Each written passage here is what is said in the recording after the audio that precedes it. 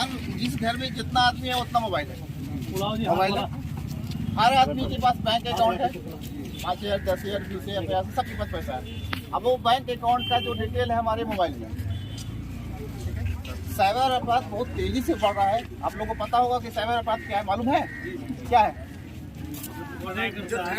एक नंबर से कॉल आएगा कि सर मैं बैंक से बोल रहा हूँ, आपका KYC अपडेट करना जरूरी है।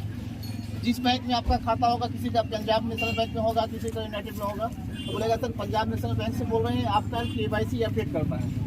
तो जैसे ही KYC अपडेट कराने के लिए आपको बोला जाएगा, आपसे नाम, आपका एड्रेस, पूरा मोबाइल नंबर लिया जाएगा और सारा खाता का पैसा निकाल लेगा। कभी भी KYC अपडेट के नाम पे कोई कॉल आएगा बैंक से तो सीधा बोलना कि ठीक है हम अपने बैंक में आ रहे हैं, वहीं पर देते हैं। कभी भी जिंदगी में गलती नहीं करना है, निश्चित रूप में ठाके जाएंगे आप लोग। ये हो रहा है क्योंकि मैं साइबर थाना देख रहा हूँ, रोजाना इस तरह का केस आ रहा है।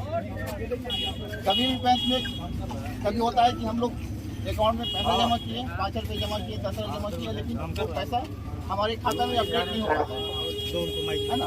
तो हम लोग क्या करते हैं, टोल फ्री नंबर पूछते हैं गूगल से, उनको खल दे दो, या कस्टमर केयर नंबर पूछते हैं हम लोग, केनरा बैंक का, पंजाब नेशनल बैंक का, यूनाइटेड बैंक का।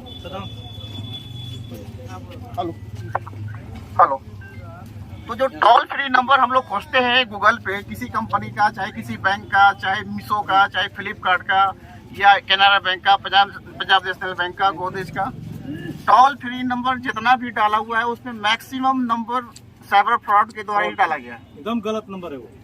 जैसे ही आप उस टोल फ्री नंबर पे कॉल कीजिएगा तो आपको बरगलाएगा, आपसे सारा डाटा लेगा, आपका सारा मोबाइल से, आपके खाता से जितना पैसा सब चोरी कर लेगा। कभी कभी हम लोग किसी कंपनी से, जैसे फ्लिपकार्ट से, अमेजन से सामान खरीदारी हर लोग करते हैं ना, ऑनलाइन खरीदारी करते हैं ना। तो जब ऑनलाइन खरीदारी करते हैं तो हम लोग क्या होता है, 2 दिन के बाद कॉल आता है कि सर जो आप पार्सल बुक किए थे, जो खरीदारी किए थे, वो कहीं फंस गया है, आपको 5 रुपया पेमेंट करना होगा। तो आपको लगता है कि सिर्फ 5 रुपया तो पेमेंट करना है हमको। और उसके पहले क्या करेगा, वो आपको एक फाइल देगा, उस फाइल के आगे लिखा हुआ रहेगा APK फाइल रहेगा। उसको बोलेगा इसको आप क्लिक कर दीजिए, 5 रुपया पेमेंट कर दीजिए, आपका जो पैसा, जो कोरियर आपका है या जो सामान आप खरीदे हैं जो फंसा हुआ है वो आपको वापस लौट जाएगा। APK फाइल का मतलब ये हुआ कि मोबाइल आपके हाथ में है लेकिन सब बैठ के देख रहा है वो, चाहे वो अमेरिका में बैठ के देख ले, या जामताड़ा में देख ले, या नवादा देख ले, या बरसालीगंज देख ले। ठीक है, जैसे ही APK फाइल आप क्लिक कीजिएगा, आपका मोबाइल का सारा कंट्रोल उसके पास चला जाता है। जब मोबाइल का सारा कंट्रोल आप चला जाता है तो जैसे ही आप अपना अकाउंट का पिन नंबर डालते हैं, अकाउंट नंबर डालते हैं, अकाउंट डिटेल डालते हैं, वो सब बैठ के देखा होता है। आप तो सिर्फ 5 रुपया डाले उसके खाता में, लेकिन उसको सारी जानकारी मिल गई। अब वो क्या करेगा, आधे 1 घंटे के बाद आपके खाता से सारा पैसा निकाल होता है ना। इस तरह का कभी भी कोई कॉल आए तो आप समझ जाना है कि वो फ्रॉड है। कभी कभी किसी को कॉल आता है कि आपका बेटा जिस कॉलेज में पढ़ रहा है, जिस स्कूल में पढ़ रहा है, एक मर्डर केस में फंस गया है, एक रेप केस में फंस गया है, या ड्रग्स के केस में फंस गया। आता है कॉल, आता है ना। तो हम लोग उसको जेल भेज रहे हैं। अगर उसको छुड़वाना चाहते हैं तो मेरे वकील से बात कीजिए, वकील भी वही बैठा हुआ है। जो फ्रॉड कॉल कर रहा है वो भी वहीं पे बैठा हुआ, वकील भी वही बैठा हुआ, पुलिस वाला बन के वहीं बैठा हुआ है। अब फिर पीछे से आपके बेटे का जो आवाज है वैसे ही आवाज निकाल के पीछे से मशीन से आवाज पापा बचा लीजिए, हमको मार रहा है लोग। तो आपको लगेगा कि मेरा बेटा ही है, तो बोलेगा ठीक है मेरे वकील से बात कीजिए, 1 लाख दे दीजिए, जितना आप दे सकते हो उतना आप चले जाओ। ठीक है, तो इसको बोलते हैं हम लोग डिजिटल अरेस्ट बोलते हैं। तो जब भी अगर कोई बोले कि आपका बेटा कुछ केस में फंस गया है तो ठीक है, हम अपने बेटे से पहले बात कर लेंगे, हम चेक कर लेंगे उसको, कोई दिक्कत नहीं है उसमें। देखिए कभी लोकल थाना में चले जाए, लोकल थाना से बात कर लेगा, लोकल थाना वहाँ के थाना से बात कर लेगा, सबका नंबर हम लोगों के पास है। सर जिसका फ्रॉड हो गया है मान लीजिए, उसका ही बताएंगे, बता देते हैं, बताएंगे, आखिर बताएंगे। कई बार हम लोग के पास रात में सोए रहते हैं। रात में जब सोए हुए रहते हैं तो आमतौर पे आदमी रिलैक्स मोड में होता है, बदन पे कपड़े कम होते हैं, आदमी रिलैक्स करता है, आराम करता है। उस दौरान आपके पास एक अनजान नंबर से वीडियो कॉल आता है। आधे नींद में रहते हैं तो लगता है कि कोई जानने वाला आदमी होगा, अनजान आदमी कोई वीडियो कॉल तो करेगा नहीं। जैसे ही हम लोग उस कॉल को रिसीव करते हैं तो वहाँ से एक सामने कोई एक लड़की रहती है जो लगभग नंगी रहती है। 10 सेकंड 5 सेकंड तक जैसे ही आपको समझ में आएगा कि सामने वाला बंदा कौन है, तब तक वो फोन कट चुका होगा। और उसके बाद फिर सुबह में आपके पास कॉल आएगा कि हम जीमेल से बोल रहे हैं, यूट्यूब से बोल रहे हैं, हम दिल्ली पुलिस से बोल रहे हैं, क्राइम ब्रांच से बोल रहे हैं, आपका एक न्यूड फोटो है, न्यूड वीडियो वायरल हो रहा है, अगर इसको बंद करवाना चाहते हैं तो हमारे फला नंबर से बात कीजिए। अब फला नंबर भी वहीं पे बैठा हुआ है। अच्छा, आप उससे बात कीजिएगा तो बोलेगा 5,000 देंगे, 10,000 दो, 20,000 दो, 50,000 दो, जितना आप दे सकते हैं उतना आपसे कीजिएगा। इसलिए अनजान नंबर से कभी भी वीडियो कॉल आए रिसीव नहीं करना है, वो 100% फ्रॉड है। ध्यान रखना है चीज़ों को। कभी भी अनजान नंबर से कॉल आएगा, उसको वीडियो कॉल आएगा, उसको रिसीव नहीं करना है। कभी भी किसी नंबर को अपना, किसी भी मोबाइल कॉल करने वाले को अपना मोबाइल का OTP नहीं देना है। हम लोग क्या करते हैं कि जो हमारे पास ये होता है, डेबिट कार्ड होता है, उसमें हम अपना पिन कोड लिख देते हैं बराबर। ATM होता है ना, ATM हम लोग क्या करते हैं कि अपना पिन लिख देते हैं। अब पर्स हमारा गिर गया, पैसा तो गया आपका, तो इस तरह की गलती नहीं करना है। अब यही लोग ऐसा करते हैं कि जो ATM का पिन होगा तो 0000, 4 को 0, 4 को 1, 4 को 5, 4 को 7 आमतौर पर ही कर देते हैं ताकि याद रहेगा हमको। तो वो जो आपको याद है वो उसको भी याद है, वो 5 बार ट्राई करेगा, एक बार फंस जाइएगा आप। ठीक है।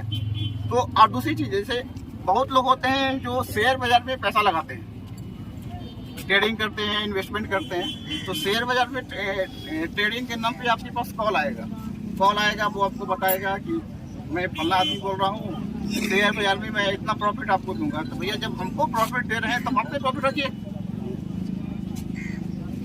जब प्रॉफिट आप हमको दे रहे हैं तब हमको क्यों दे रहे हैं? आपने तो कमाइए ना भाई।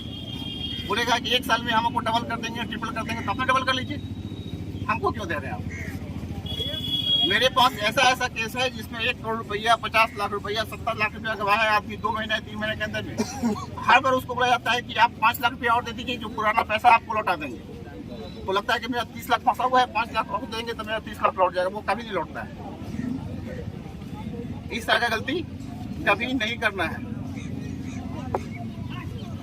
अभी जो चल रहा है डिजिटल रेस्ट का मोबाइल पर, और दूसरा हो जाएगा तो क्या करना है? बिजली मीटर के नाम पे खूब कॉल आता है कि बिजली विभाग से बोल रहे हैं, आपका जो लाइन है वो हम लोग काटने वाले हैं, आपका ये हो गया, बकाया हो गया, जल्दी से पैसा जमा कीजिए, और नहीं तो एक लिंक आपको भेजा, उस लिंक पे क्लिक कीजिए और 50 रुपया 100 रुपया जो भी बकाया जमा कर दीजिए। जैसे ही आप उस लिंक पे क्लिक करते हैं वही APK फाइल होता है, सारा मोबाइल आपका हैक कर लेगा, फिर पैसा निकाल लेगा। अगर बिजली विभाग से कॉल आएगा तो आप बोलिएगा ठीक है हम ऑफिस आ रहे हैं, ऑफिस में आके जमा कर देंगे। आपको बताने की जरूरत नहीं, आपने बताया इसके लिए धन्यवाद। साइबर अपराध में ध्यान ये रखना है कि 2 कारणों से हम लोग फंसते हैं, या तो हम डरते हैं या हमारे अंदर लोभ होता है। न डरना है न लोभ करना है।